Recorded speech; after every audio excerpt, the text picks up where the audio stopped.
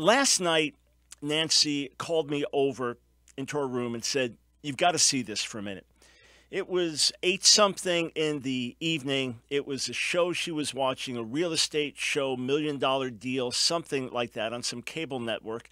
And it's now telling the love story of these two guys, and where they in France, and one proposes to the other, and they've got the whole scene, and the parents of one of the guys there, and they, "Oh, will you marry me?" And they hug and they kiss. And she said, it's 8 in the evening. This is a real estate show. And of course, we have compassion on the men. That's been a given. We have compassion on these men. We care for them. We want to see them find wholeness in the Lord. I understand that to them is this natural expression of love. Is it my love to my wife? Is it a natural expression for me? I understand all that. We understand that. But it's so grievous, it's so painful to see something so totally contrary to what God intended. You say, okay, if that's just 8 o'clock in the evening, and that's just now mainstream prime time. And then what about the gay Disney characters for kids and the cartoons with gay themes and on and on? And it reminds me of a conversation Nancy and I had in Pensacola, Florida, probably 15 years ago or more. We were in a restaurant. There were 2 gay guys there that had come in for a gay pride event. And they were sitting there at the table. They were sharing one of those big drinks that has a straw coming out on either side.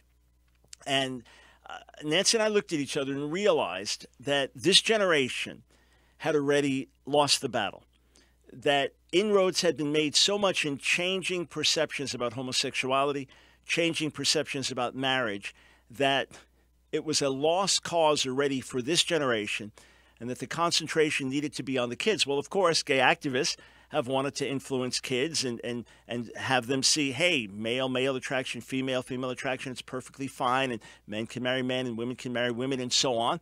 They believe that's right. Therefore, they want to influence people. What we believe is right. Therefore, we want to influence people.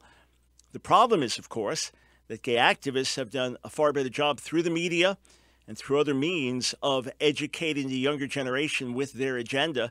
So how does the tide turn? The tide turns through awakening, beginning in the church, spiritual awakening, which leads to moral and cultural awakening among God's people, and then spreads to the world.